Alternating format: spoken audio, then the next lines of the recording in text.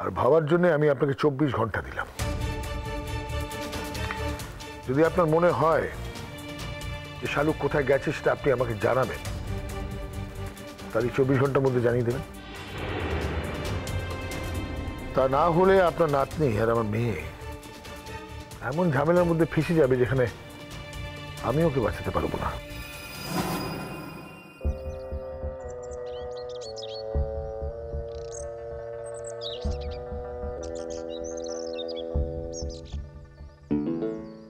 কোথায় নিয়ে যাচ্ছ শালুক? রাস্তাটা মনে হয় উঁচু নিচু, গাড়ি ঘোড়ার আওয়াজও পাচ্ছি না। রাতে ভোর রাতে ট্রেনে ওঠালে বললে যেই স্টেশনে ইচ্ছে হয় নেমে যাবে, তারপর একটা অচেনা একটা অজানা স্টেশনে নেমেও গেলে। আমি বুঝতে পারছি না আমরা কোথায় যাচ্ছি। আমরা একটা গ্রামের মধ্যে দিয়ে যাচ্ছি বেলবেলেটা। তোমার তোমার হাঁটতে খুব কষ্ট হচ্ছে না? তখন বললাম ভ্যানে করে চলো, এখানে তো সবাই ভ্যানে করেই যাচ্ছে, তুমি তো শুনলে না। শালুক, আমি তোমার হাত ধরে হাঁটছি। আমার হাত ধরে, তোমার হাত ধরে আমার হাঁটতে খুব ভালো লাগে। আমার একদম কষ্ট হচ্ছে না, কিন্তু আমি বুঝতে পারছি না আমরা কোথায় যাচ্ছি। এই গ্রামটার নাম সোহাগপুর। সোহাগপুর? বাহ, সুন্দর নাম তো। কিন্তু আমরা এখানে থাকবো কোথায়? মানে কাদের বাড়িতে থাকবো? জানি না ভেলভেলেটা, আমি সত্যি কিচ্ছু জানি না। দেখা যাক কি হয়। একটা না একটা কাজ ঠিক পেয়ে যাবো, বলো? হ্যাঁ, ঠিক পেয়ে যাবো। কিন্তু গ্রামে কি কাজ পাবে যেটাতে আমাদের দুজনে চলে যাবে? দেখো ভেলভেলেটা, শহরে আমরা কিছুতেই থাকতে পারতাম না। শহরে থাকলে আমরা ঠিক ধরা পড়ে যেতাম, গ্রামে আমাদের সেই আসতেই হতো। আর গ্রামে তো অনেক রকমের কাজও পেয়ে যাব। এখানে লোকের বাড়িতে ধান ভাঙার কাজও পাওয়া যায়। আর আমি তো গ্রামের মেয়ে, গ্রামের সব কাজ আমি জানি। আমি একটা না একটা কাজ ঠিক পেয়ে যেতে পারবো।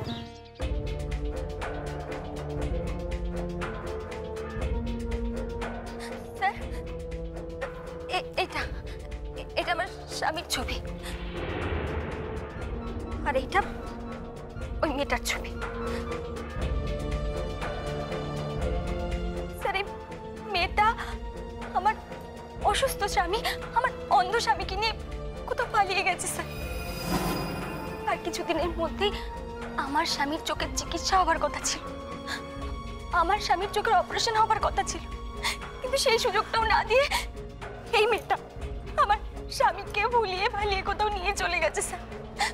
স্যার, আপনি আপনি আমার কাছে আমার স্বামীকে ফিরিয়ে দিন স্যার, যেভাবেই হোক আমার স্বামীকে আপনি ফিরিয়ে দিন স্যার আমার কাছে। আপনাকে কি বলবো স্যার, আমার মেয়েটার নাওয়া নেই, খাওয়া নেই, সারাদিন শুধু কাঁদছে আর কাঁদছে। আপনিই বলুন না স্যার, এরকম শাস্তি কেউ কাউকে দেয়? আপনার স্বামীর নাম কি? আবির, আবির বোস। আচ্ছা, আর ওই মেয়েটার কি নাম?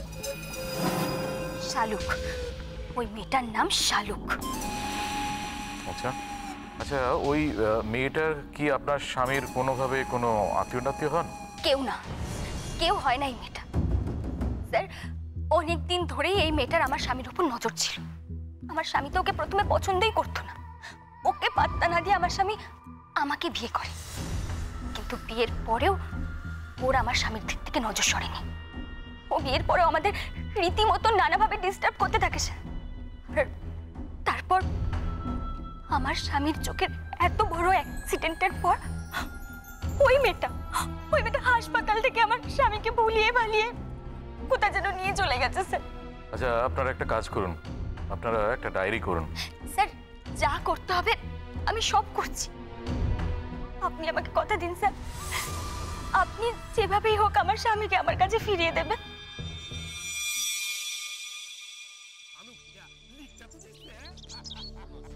আচ্ছা, কি একটা আওয়াজ পাওয়া যাচ্ছে? হ্যাঁ, ওইখানে কিছু লোক কথা বলছে গাছের তলায় বসে, ওদেরই আওয়াজ। একটু জল খাওয়াতে পারবে? এক কাজ করো না, তুমিও বরং গিয়ে ওই গাছতলাতে একটু বসো, আমি ওদেরকে জিজ্ঞেস করে দেখছি কাছাকাছি কোনো কল টল পাওয়া যায় কিনা। না না না, ওসবের দরকার নেই, চলো আমরা হাঁটতে হাঁটতে এগিয়ে যাই। ওখানে বসলে অনেক কথা জিজ্ঞেস করবে। ভেলভেলাটা আমরা যেখানেই যাই সেখানে কথা আমাদের জিজ্ঞেস করবেই। আমরা এই গ্রামে এসেছি, কাজ চাইছি, আশ্রয় চাইছি, আর ওরা কিছু না জিজ্ঞেস করে না জেনে আমাদের কাজ দেবে, আশ্রয় দেবে? তা কি হয় নাকি? দেখে আচ্ছা সরি। আচ্ছা, আপনাদের নতুন নাম কি কি জানো? এর মধ্যেই ভুলে গেলে? আস্তে। কে বলেছে আমি ভুলেছি? আমার নাম ইকবাল। আর আমার নামটা কি ছিল বলো তো? তোমার নাম সেলিনা। সেলিনা, চলো এসো। ওই মেয়েটার যেন শাস্তি হয়েছে। স্যার, ওই মেয়েটা আমার এত বড় সর্বনাশ করেছে, বলতে পারেন আমার স্বামীর প্রাণ নেবারও চেষ্টা করেছিল ওই মেয়েটা। জানেন কি করেছে ওই মেয়েটা? আমার স্বামীর চোখে, আমার স্বামীর কেবিনে ঢুকে লুকিয়ে আমার স্বামীর চোখে ভুল ওষুধ দিয়ে দিয়েছে। আমার স্বামীর তো ভালো হয়ে যাবার কথা ছিল, ওই ওষুধটার জন্য আমার স্বামী চিরকালের মতন অন্ধ হয়ে গেছে স্যার, চিরকালের মতন অন্ধ হয়ে গেছে। কি বলবো আর স্যার, আমার জামাইয়ের একটা বড় অপারেশন করলে ওর চোখটা ফিরে পেত। আসলে অনেক টাকার ব্যাপার, আমরা তাতেও রাজি ছিলাম স্যার। আমার একটা মাত্র মেয়ে, আমরা তো ওর জন্য এইটুকু করতেই পারি বলুন। এই যে এই মেয়েটা যার ছবিটা আপনাকে দেখাচ্ছি, এত বাজে মেয়ে স্যার, কি বলবো। আমার মেয়েকে সর্বক্ষণ হিংসা করে, সর্বক্ষণ। ও চায় না যে আমার মেয়েটা একটু সুখে থাকুক। আমার মেয়েটা দিন রাত খায় না দায় না, খালি কেঁদে যাচ্ছে। আর একটা মাত্র মেয়ে, বুঝতেই তো পারছেন, মনের দুঃখে যদি আত্মঘাতী হয়, সেই জন্য অনেক বুঝিয়ে সুঝিয়ে আপনাদের কাছে নিয়ে এসেছি স্যার। আসার সময় বলে এসেছি যে ওনারাই তোর মা বাপ, ওনারাই তোর ভগবান, তুই সব খুলে বলিস, ওনারা ঠিক তোকে সাহায্য করবে, তোর স্বামীকে তোর কাছে ফিরিয়ে দেবে। স্যার, একটাই অনুরোধ, আপনারা ওই মেয়েটাকে শাস্তি দেবেন। আমি ঠিক বলছি তো স্যার আপনাকে? আহা, তুমি কেঁদো না মা, তুমি তো আমাদের কাছে সব কথাই বললে, আমাদের একটু খোঁজ খবর করার সময় দাও, আমরা ঠিক খবর নেব। আচ্ছা, কি মনে হয় ওরা কোথায় কোথায় গিয়ে থাকতে পারে? জানি না স্যার, তবে ওই মেয়েটা কলকাতা শহরের বেশি কিছু চেনে না, ও নতুন নতুন এসেছে কলকাতায়। আর আমার স্বামীর পক্ষে ওকে কোথাও চিনিয়ে নিয়ে যাওয়া সম্ভব নয়, কারণ আমার স্বামী তো চোখেই দেখতে পারে না। না স্যার, মানে আমার কি মনে হয় জানেন, ওই মেয়েটার নিজের ভরসাতেই, মানে ওই কয়েকটা জায়গা হয়তো ওর চেনা জানা আছে, সেখানেই মনে হয় কোথাও ঘাপটি মেরে আছে স্যার। যেসব জায়গায় চেনাশোনা আছে, মানে এমন কোন কোন জায়গার কথা আপনারা জানেন যেটা আমাকে আপনারা বলতে পারেন? যে স্যার, মেয়েটা আসলে গ্রামের মেয়ে, কঙ্কনপুর নাম গ্রামটার। আচ্ছা, হয়তো গ্রামে যায়নি, কিন্তু গ্রামের আশেপাশে তো কোথাও যেতে পারে স্যার। আমরা একটা কাজ করছি, আমরা ওদের দুজনের ছবি সমস্ত জেলার থানায় পাঠিয়ে দিচ্ছি, যাতে ওরা এইভাবে বেশি দিন ঘাপটি মেরে থাকতে না পারে।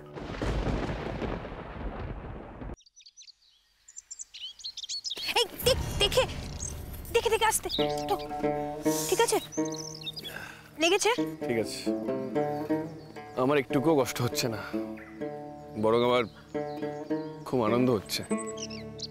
সে তো তুমি আমার মন ভোলানোর জন্য বলছো, আনন্দ হতে পারে কখনো?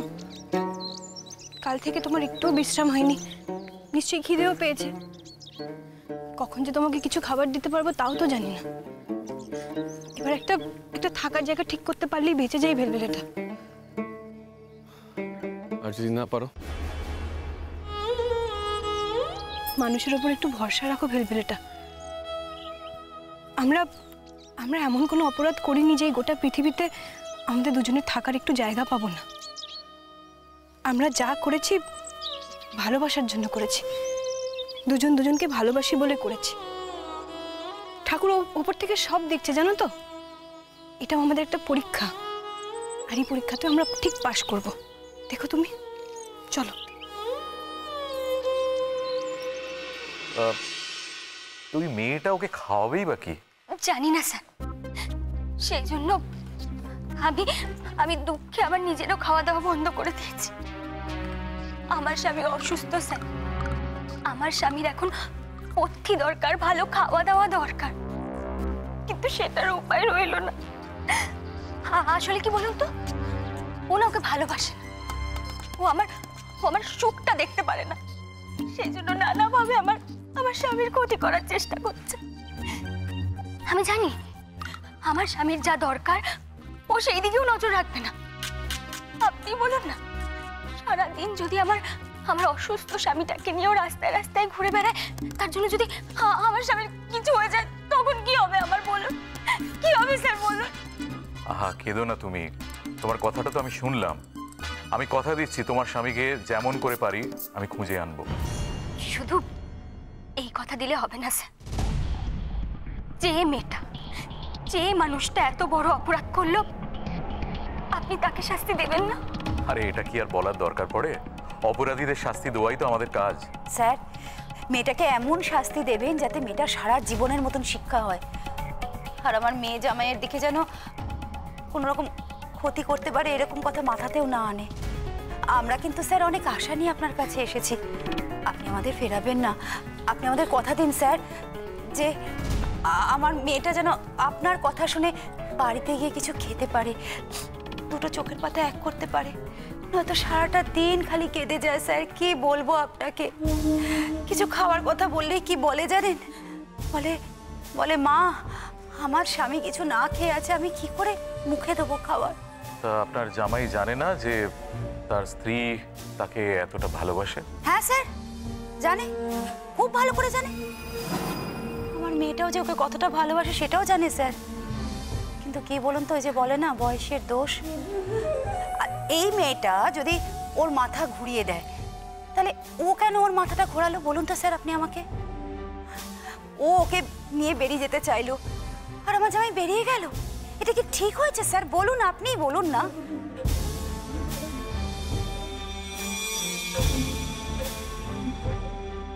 ওই ইস্টবেঙ্গল এবার কলকাতা লিগে যা খেলছে, আরে আমি তো ভাবছিলাম এখানে 3টা গেছে, পরের দিকে কিন্তু ভালো খেলা লিগটা তো জিতছে। শোনো শোনো শোনো খালেদ ভাই, একখান কথা বলি। আমাদের মোহামেডান টিমও খারাপ হয় নাই, আরে পোলা পায়, ভালোই খেলছে, ভালোই ভালোই খেলছে। খেলতেছে। এইবার দেখি ওই আই লিগটা ইস্টবেঙ্গল জিততে পারে কিনা।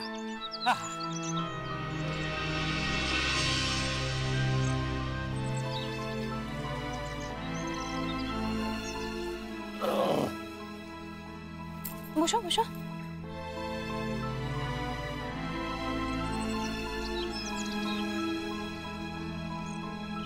কি ব্যাপার, কোথা থেকে আসা হচ্ছে?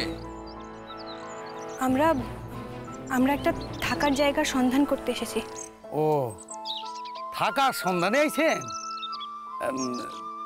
মিয়ার কি হয়েছে? উনি কি অসুস্থ নাকি? উনি চোখে দেখতে পান না, একটা দুর্ঘটনায় উনি চোখ হারিয়েছেন। আহারে, তাহলে তো বড়ই কষ্ট। তা আসা হচ্ছে কোথা থেকে? আমরা একটা গায়ে থাকতাম, সে গায়ে কোনো কাজ কাম নাই, খাওয়া দাওয়া খুব কষ্ট হচ্ছিল, আর দুটো চোখ চলে যাওয়ার পর তো রোজগারও করতে পারি না। তাই বিবি বলল, চলো আমরা একটা অন্য গায়ে যাই,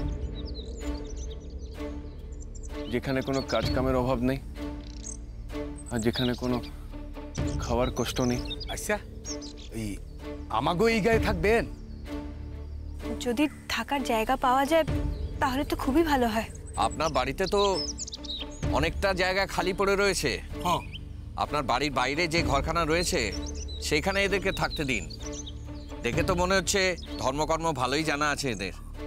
গায়ে কিন্তু একজন ধার্মিক লোক থাকা খুব ভালো। ঠিক কইছো। আগে তার জানা আছে।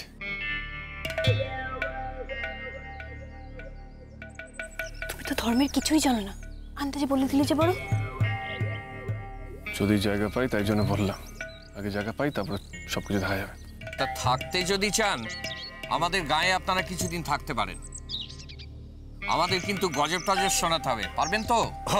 আমরা কিন্তু ধর্মকর্ম নিয়ে থাকতে খুব ভালোবাসি। হ্যাঁ পারবো, আমি তো এসব কাজই করি। আল্লাহর গল্প শোনাই, গজব শোনাই। বাবা আমরা তো একদিন ধরে এমন ভালো মানুষেরই খোঁজ করতেছিলাম, বুঝো দেখা তো মনে হইতেছে খুব ভালো মানুষ। হ্যাঁ, মুখখানো কেমন সাদা সিধা। তাহলে চলেন আমার বাড়ির দিকে যাওন যাক। যদি আপনাদের আর কোনো কাজ থাকে সে কাজও আমি করে দিতে পারি। আমরা এমনি এমনি খেতে চাই না। আরে না না, ওই সন্ধ্যাবেলায় একটু গজব টজব শোনাইলেই হইব। ওই আল্লাহর কথা, আল্লাহর দুনিয়াদারির কথা এই সব শুনতে পাইলে আমাগো আর কিছু চাই না। একদম ঠিক। তা আপনি গো বাচ্চা কাচ্চা নাই? না, আমাদের বেশি দিন শাদী হয়নি তো। আহা হা, এর মধ্যেই চোখ দুটো নষ্ট হয়ে গেল। তাতে কি হয়েছে, আমার তো দৃষ্টি আছে।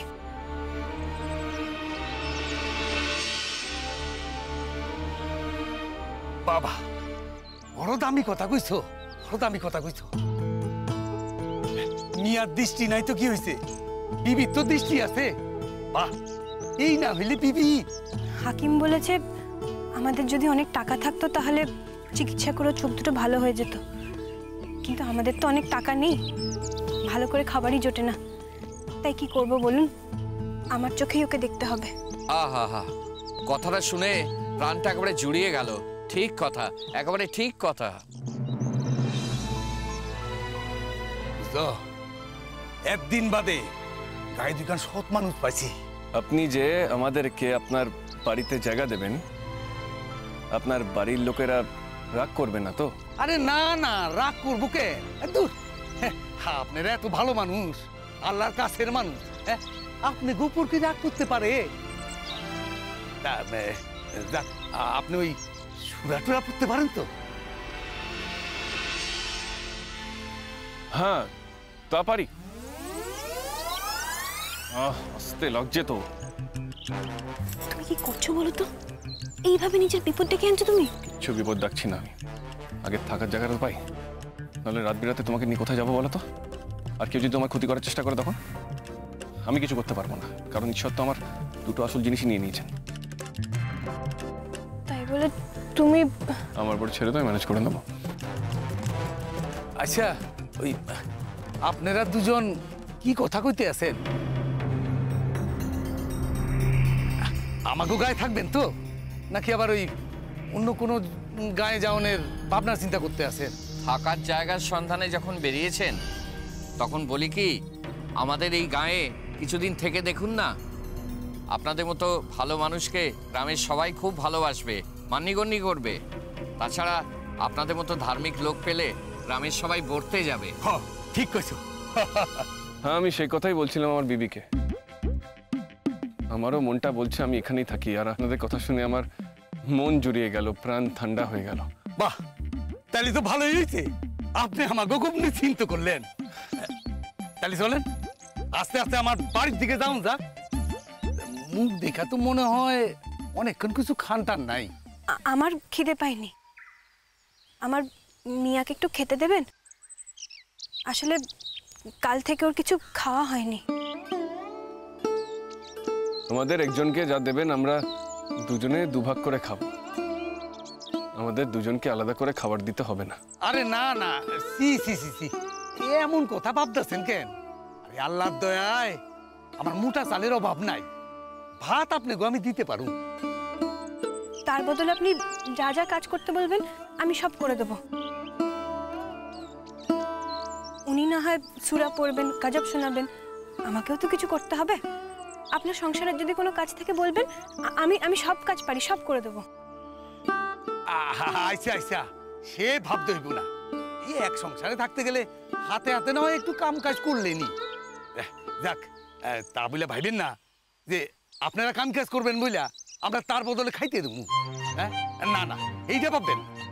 যাক, চলেন আমার বাড়ির দিকে চলেন, গিয়া ঘরটরগুলা বেশ ভালো করে গুছায় নেন। হ্যাঁ হ্যাঁ, আর তারপরে বেশ ভালো করে খাওয়া দাওয়া করেন। সন্ধ্যাবেলায় তো আবার গায়ের প্রত্যেকের খবর দিতে হইব। কাল সন্ধ্যাবেলায় গায়ে গজব হইব। হ্যাঁ, এমন পীরের মতো মানুষ পাইছি। আরে আপনাকে রে আমরা কি আর ছাড়তে পারি? হ্যাঁ কোন? ঠিক বলেছ। শুনুন, গায়ে কাল পরব আছে। কাল বিকেলে গায়ের সবাইকে আমরা ডাকবো।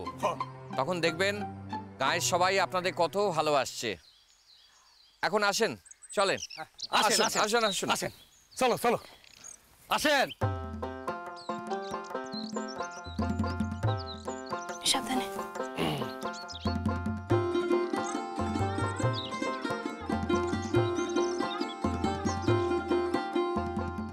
জানি না কোন অজানার উদ্দেশ্যে বেরিয়েছি আমরা। অজানাকে জানবো আর অদেখাকে দেখবো। শালুক, তুমি অদেখাকে দেখবে আর আমি অজানাকে জানবো। এইভাবে আমাদের নতুন পথ চলা শুরু হবে। চলো।